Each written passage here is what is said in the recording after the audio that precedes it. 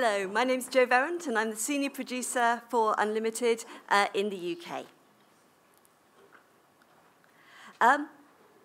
2012 was a year that changed my life. It was a year that changed the lives of many disabled people who work in the arts in the UK. 2012 really was, for us, Unlimited.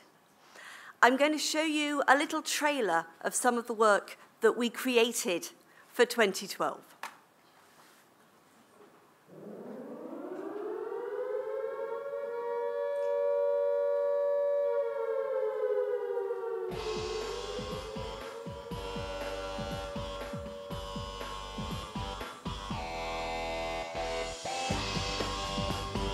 This morning, the thing that woke me up was just excitement. The whole project is completely outside of the box. People said it wasn't possible.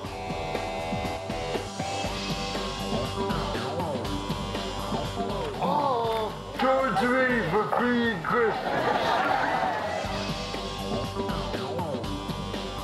The idea was to make a show that will reach parts that other shows don't reach. It is something that I think, have I gone too far this time?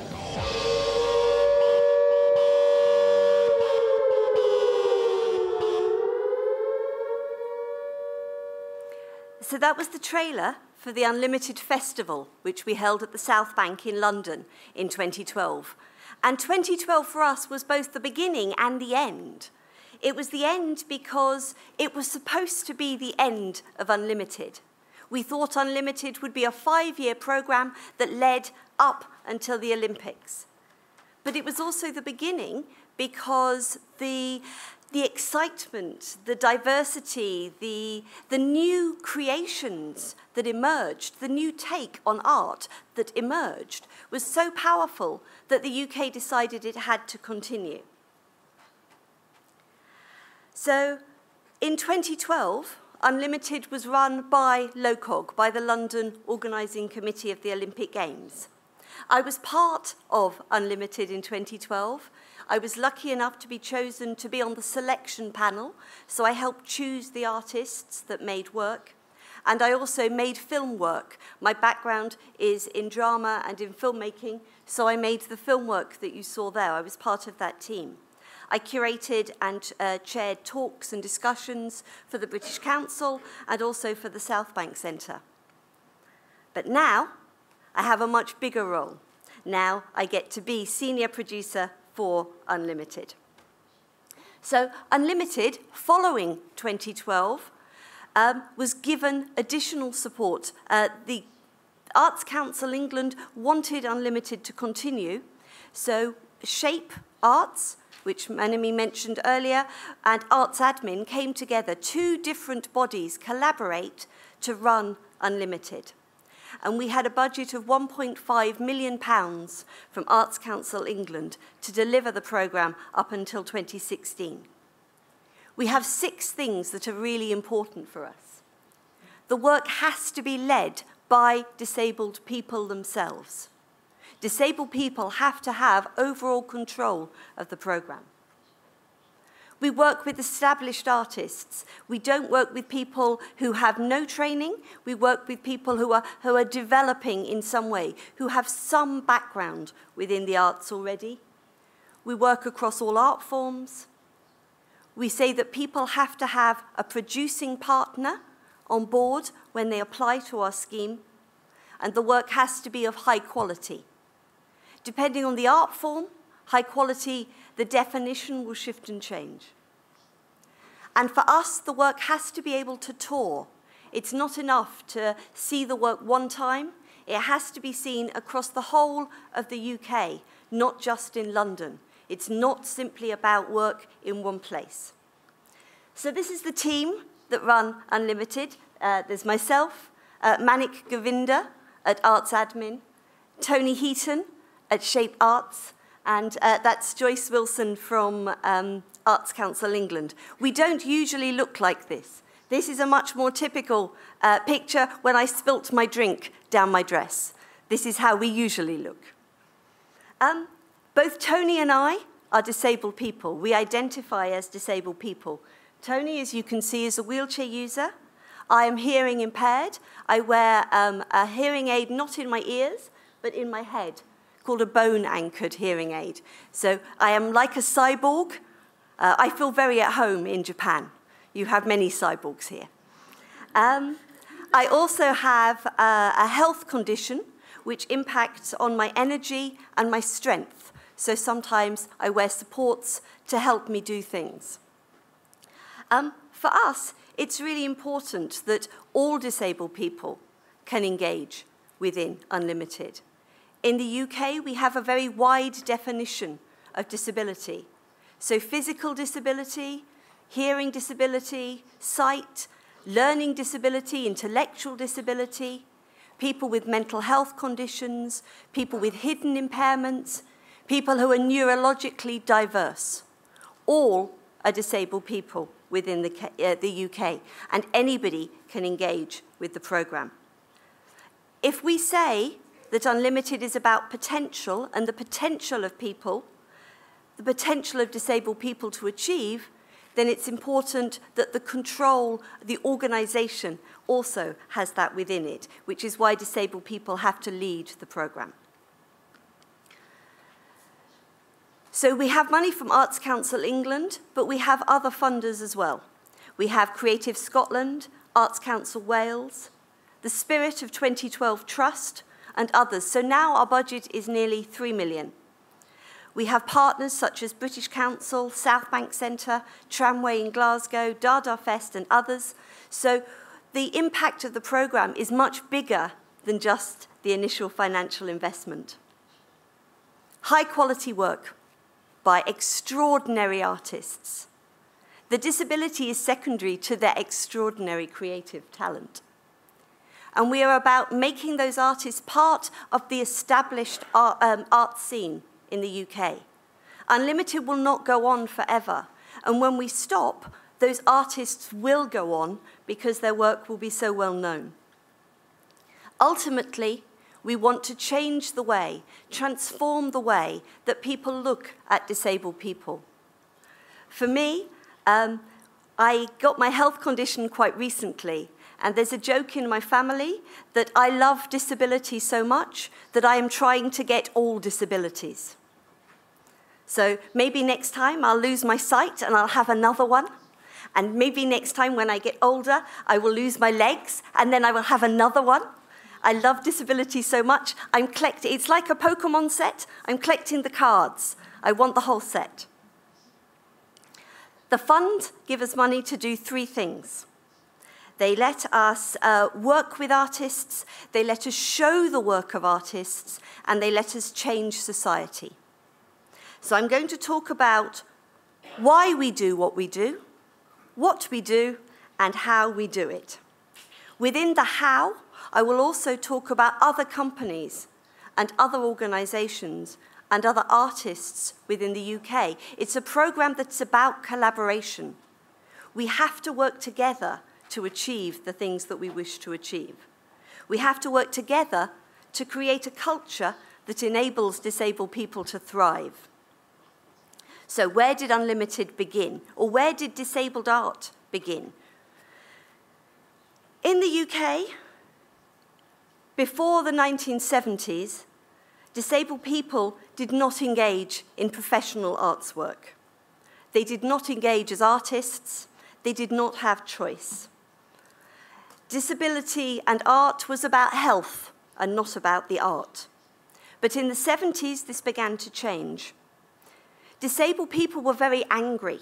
They were angry about the lack of access and the lack of support. They wanted social change. They used the arts as a way to express that and a way to call for equality. As audiences, to see the art of everybody. As participants, to engage within the process of art making. And as artists themselves, to show their own work. The T-shirt, the woman, this was a protest where disabled people would chain themselves to buses and would stop traffic in order to upset, to disrupt the flow of a city, to raise the profile of our cause.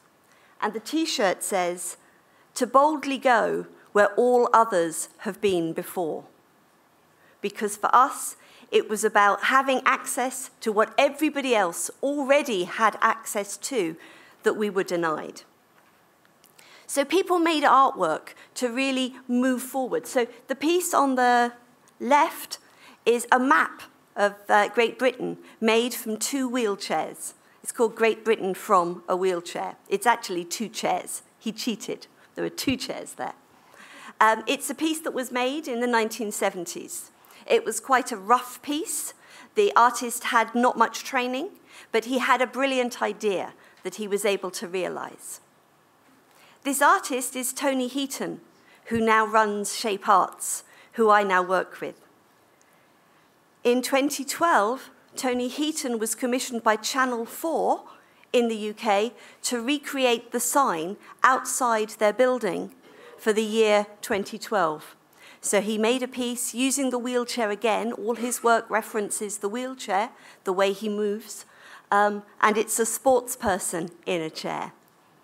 So he goes from making small work that is seen by very few people to making work that is seen by the world. And that journey was from the 70s through to now. So much of the early work was very angry, it was very political, and most of the artists had very little exposure, but they had great ideas. Another artist that we support, and those ideas have continued to blossom and continued to grow. This piece was a piece in 2012 from an artist called Paul Cummings. He made a beautiful set of ceramic flowers for 2012, and they were placed in parks. When they moved, when they swayed, there was a sound that was really, really beautiful, really, really exquisite. He has gone on now. Last year, he made one of the biggest pieces of artwork in the UK, one of the biggest pieces we have ever seen. He is the same artist that created the poppies for the Tower of London in a piece called Blood-Swept Lands and Seas of Red. There is one poppy for every person who died in World War I. He is not, nobody now says Paul Cummings, disabled artist. He's just Paul Cummings, artist. Now, people do not talk about his disability, they just talk about his work. And for some artists, that's the way they wish it to be. They just wish you to focus on the work that they create. For some artists, like Tony, the work I showed before with the wheelchair, his work will always be about disability. That is what interests him. Again, that is fine. For us, the word unlimited means no labels. You don't have to make work this way or this way. You can make work in any way you want. It is unlimited. This is another piece that we're making this year with a young artist. We have the capacity to work with some young artists now, and he is reimagining classic Western dance moments. So this is cabaret, but with disabled dancers. He's done many other, he's done ballet, he's done dirty dancing, and many other classic moments in dance, but recreated photographically, but all with disabled bodies. And this is very important because in the UK, the situation is still not perfect. We still have discrimination. We still have a lesser standard of living for disabled people. Disabled people are still looked down upon by much of society, and this must change if we are to be equal. Last week, before I came here, last week there was a survey done in our big West End theatres. And in our big West End theatres, only one person out of 326 was a disabled person on our stages. In the UK, disabled people are 20% of our population. Therefore, that figure should be much, much higher if our stages represent what we have in our population. Art should hold a mirror up to society. Art should show us us. It should show us all of the population, not just some. For some artists, as I said, disability is the creative spur behind their work. It doesn't have to be, for some it is. I want to show you the work of Simon McEwen, who is an artist who works in disability in motion capture. And this is a short film that I was part of making in 2012 of his work.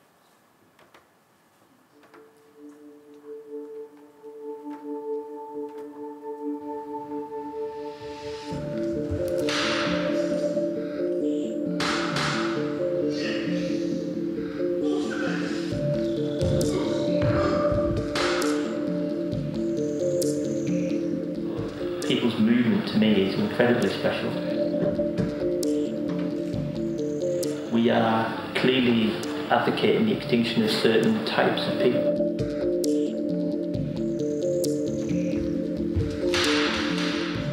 We are losing the variety and biodiversity of life.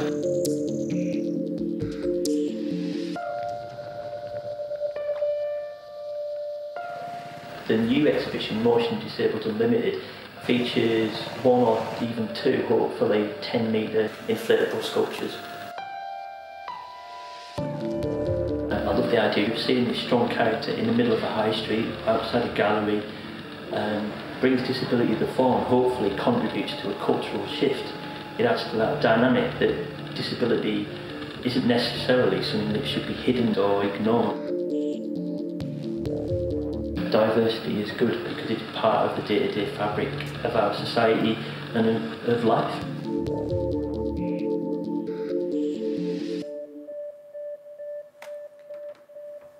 So for Simon, it was very important that everybody got to see his work. He had made work for gallery settings before, and also this work was projected very large onto buildings, so maybe 50 metres high. We don't have big buildings like your buildings. We have much smaller buildings, so we don't have to make them so big. But his work was projected very, very large so that many people could see the work and be influenced by it. And the inflatable objects, the inflatable people, were another way of extending that. So they could go into parks, so they could go into not art spaces, but usual, normal, average spaces where everybody had the opportunity to see disabled people big. Because usually we don't look. Usually we look away if we see a disabled person. But for Simon, it was really important that our attention was on the disabled person. For Simon and for myself, the beauty is in the disability. The way in which we move, our differences add to our view of the world. They don't take away. For me, diversity is delicious. It's unique, it's textures. Why would we live in a world that is black and white when we have so many colours that we could be looking at? As well as being the senior producer of Unlimited, I make my own work. I'm an artist myself. I made a piece called Take Me to Bed, which shows 4 very different bodies in bed, and we chose to have them only in their underwear so that people could really see the bodies. The piece is a video installation. It runs for an hour on a loop. It's in a gallery setting, and the bodies move very, very slowly. And you see them also in close-up. So you see the foot that some people might say is deformed, but I would say is beautiful. You actually get to look at the bits that we often, too often, hide within the pieces that I make. This is a piece that has toured within the UK and within Ireland and is in Sweden, in Stockholm, for the autumn now. Claire Cunningham, who the image you saw at the beginning, Claire is a fantastic dancer. She began life as an opera singer. That was her first training. She worked in opera. But Claire was so embarrassed by the fact that she used crutches that she would only have the lights come up when she was in the middle of the stage. Then Claire learnt to dance. She learnt to use her body rather than hide her body. People were fascinated by the way in which she moved, by the way in which her crutches add to her movement vocabulary rather than take away from it. So she has created a new methodology, a new way of expressing motion through dance in a very, very unique style. Claire's work is now sought after all over the world. She is one of the most popular artists within Unlimited, and she has toured. She is now maybe on her 3rd passport. She has so many pages stamped with countries all over the world. So we do this work because there is work still to be done. We have to remove discrimination. We have to increase equality. Disabled artists have the right to make work like any other artist, and they have the right to make work about whatever they like. For some people, the disability adds to the work, and they create new cultural forms, cutting-edge explorations. So, that's enough about the why we do it. What do we do? So, the heart of Unlimited is the artists. We raise funds so we can give money to the artists so they can concentrate on making art. When we give money to the artists, we often give them 100% of their costs, so they don't have to spend time trying to... It's hard enough being a disabled person. You have travel, you have discrimination, you have difficulties finding accessible venues. You don't need to also try and raise money from many, many sources. So we raise the money, we give the money to the artists to create work. We work across all art forms. The work is unlimited. We focus on the artist, and we focus on their processes and discussing their work. So we have work that is very diverse. So this is our sex show. We have a show about sex, which proved very popular in the festivals. We have work that comes from an outsider art, an art brut tradition. So this is the work of Cameron Morgan, who is a learning disabled artist who makes very intricate works on a very large scale. He is doing a new piece for us, linking to his passion for the television. He is painting very large canvases for us, and also for billboards that will be outside within cities and within locations. So anybody driving past will see his work, which is fantastic. We have work for children. So Edmund the Learned Pig is about a pig who can talk. It's not about disability. It just happens to have disabled actors within it. The work, Unlimited is about getting the work seen. It's about the work being seen in many, many places.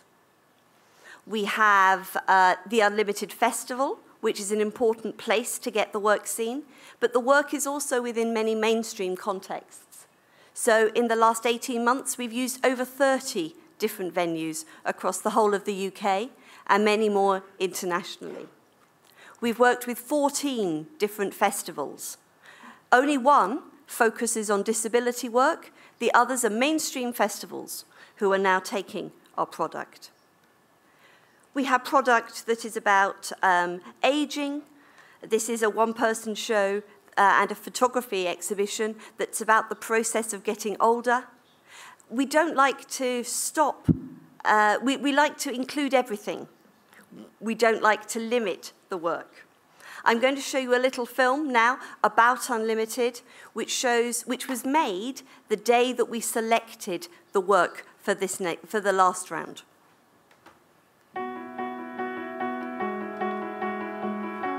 Unlimited is a commissions programme for disabled artists. It's run by SHAPE and Arts Admin working together, and it's funded by a fantastic array of funders. We've got Arts Council of England, we've got Creative Scotland, we've got Arts Council of Wales, and we've also got funds from the Spirit of 2012 Trust. We've also got a range of brilliant partners that we work with. Unlimited is giving disabled and deaf artists new opportunities to really aim high and produce high quality work with realistic budgets. It also provides an incredible platform to present the work. It's pioneering in lots of ways to change the landscape really about inclusion and seeing work that is, as we feel, the less avant-garde. With the first round, we were incredibly excited with what we could deliver and what we could achieve. This time, we are really coming into our stride. The programme in 2014, every show was sold out at least 2 weeks in advance of it happening. I think we've seen from the breadth of applications for this particular round, the unlimited commissioning programme is established, and I'm very excited today making some of those come to fruition. Today we've managed to bring 160 applications down to 9, which has not been easy. We had a diversity of art forms as well as a really growing number of people that just cannot be categorised. There is an absolute wealth of quality, exciting, risky, wonderful work that just needs to be seen. The really exciting stuff that I think will excite the art world as well as excite general audiences. The range of art forms and the range of themes and ideas in the work, it's very varied and a very exciting mix. Musical theatre, drama, visual art, it's all there. The ones who've got through really are the cream of the crop. I'm quite excited about the reach of the work that we've funded. Really excited that we can venture into new art forms that we've not experienced before. It's really important that we keep pushing those boundaries of what people expect a disabled artist to do.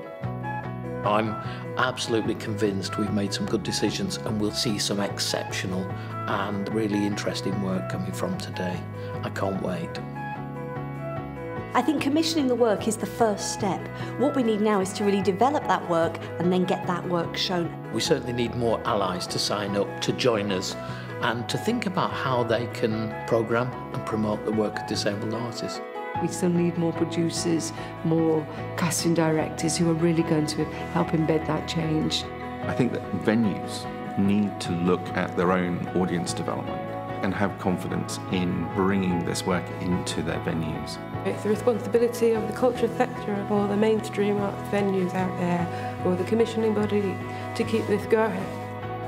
What Unlimited allows disabled artists to do is to be part of a stronger artistic community. The art is a means to the ends to actually help us have a healthier and more accepting society. And I'm really pleased that disabled people are the leaders of that. It really is great art by really great artists. That's the real message that we can push home with Unlimited.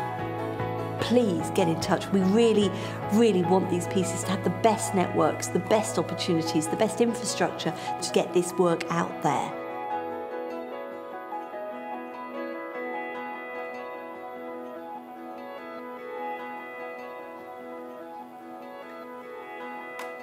So we put a call out to the cultural sector and said, who will work with us? Who will align themselves with us? So we now have over 300 allies, mentors, venues, trainers, people who can help develop the work. And we work with them too. So a venue can't take the work if their access is poor, because how will the artist get to the venue, get in the venue? How will other disabled people in the audience see the work if they don't have the access there to make that possible? So we work with them to make sure that those things are in place, and then they can show our work. So it's a big training program. So we're showing work at the moment. We don't have another big Unlimited festival until 2016. And we have that festival at the South Bank Centre in London. And next time in 2016, we have 2. We also have a big festival in Scotland at Glasgow at Tramway. Before then, this summer, we are taking part in the Edinburgh Fringe Festival. We don't have a specific Unlimited slot, but we have Unlimited works embedded within other programmes throughout the festival. There will be maybe 30 disabled artists showing their work across the whole of the Fringe, which is a fantastic achievement for us. So alongside Unlimited, when we talk about the venue work, when we talk about the developmental work, we call it Unlimited Impact. It's about the impact of the programme. Through this programme, we work with disabled young people. We work to find the artists of the future. We work with allies to make sure that we are spread throughout the whole of the UK.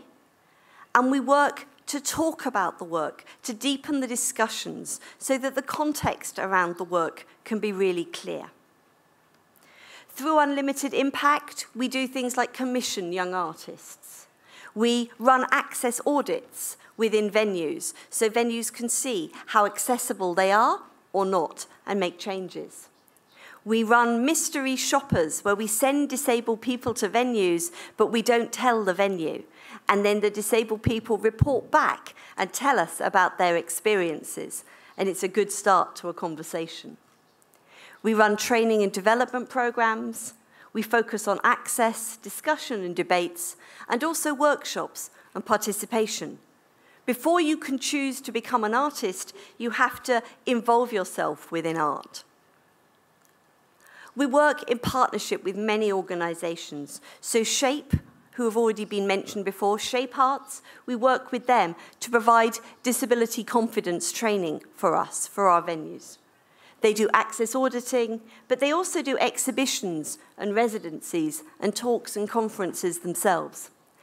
They ran the programme out in Rio to prepare Rio venues and train people locally within Rio to train people there so they could go and do access audits, they could do interpretation, they could do audio descriptions, all themselves. The bottom picture is in Doha. SHAPE worked with the Museum of Islamic Art to create work to showcase disabled artists for the very first time within the museum context there. I also wanted to mention Stopgap, which is a dance company in the UK that has a Japanese producer involved, Shoshibato. And they work with disabled dancers, both learning disabled and physically disabled dancers, and also non-disabled dancers, and create a variety of work. So these are our allies. We're not in competition. We all work together to make a network, and like a jigsaw provision, so that everybody can be supported. We run training. This was a project that before Unlimited, I ran with an artist called Sarah Pickthall. We ran a program called Short Circuit, which was about digital technology, disabled people, disabled artists, so that we could look at how disabled artists could best use technology. Unlimited continues to look at technology.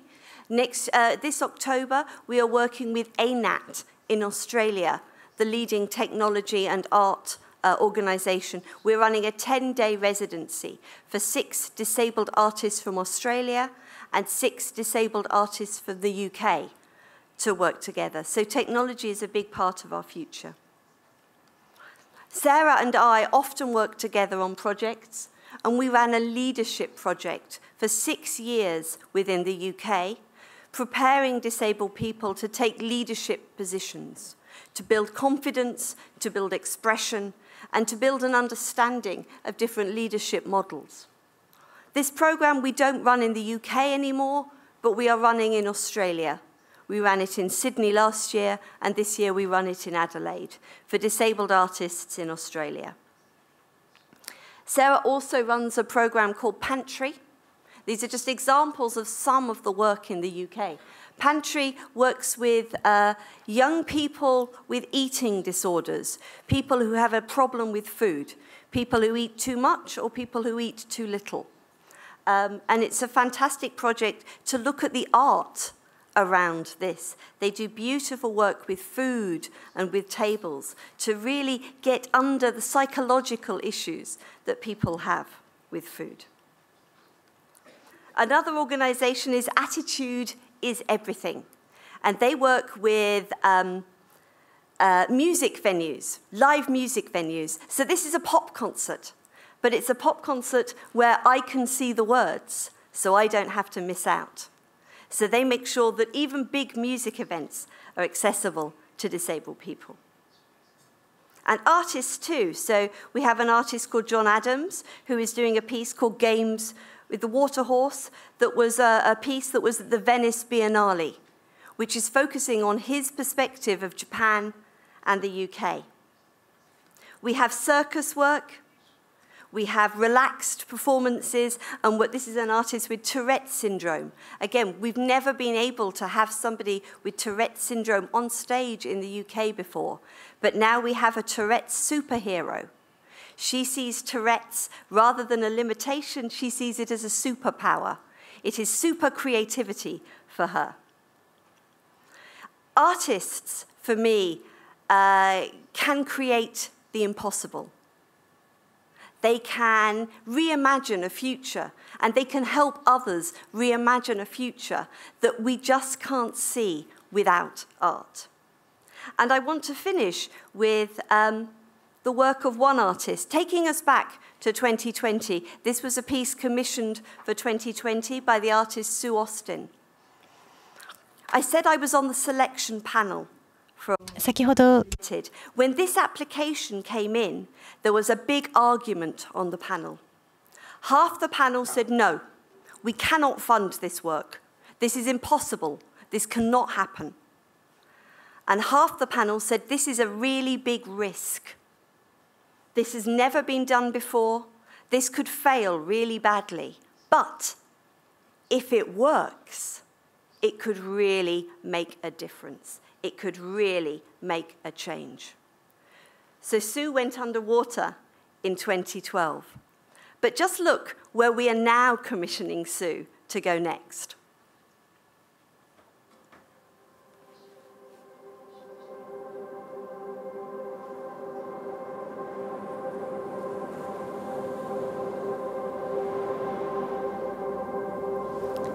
All Sue's work features the wheelchair. She wants to change the way people think about a wheelchair. They think about it as being a limitation, a barrier, a problem. No. For Sue, the wheelchair is a liberation. For Sue, her wheelchair is what enables her to exist, to go out into the world. She wants other people to have the sense of wheelchair as being freedom, as being a way of getting out into your surroundings.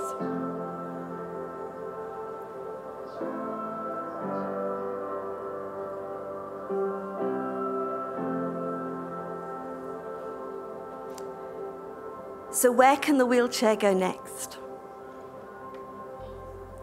We are commissioning Sue to turn the wheelchair into a flying object.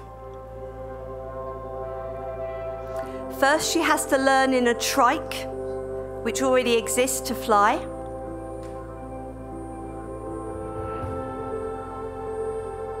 Sue has very limited control within her body and very limited energy. She can work maybe for 3 hours a day.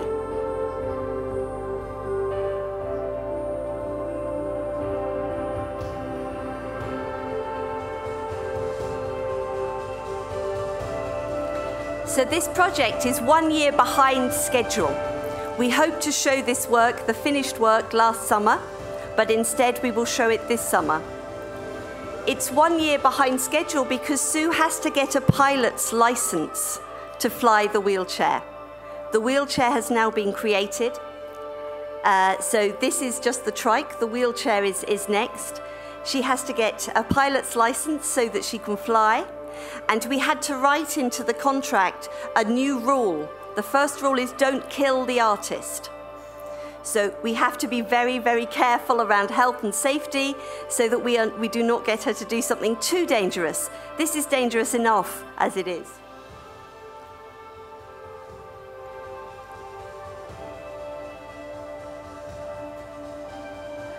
So Sue dreams beyond the imaginings of anybody. Sue is trying to fly now and is flying. Next, but that is not enough for Sue. We're working with NASA for a third piece already. We're going to try and put Sue into space to see what she's like in zero gravity, because then she truly will be unlimited. But at the moment, she's our finest example of what it really means to give an artist the opportunity to take risk. Because when you have a risk, you really can fly.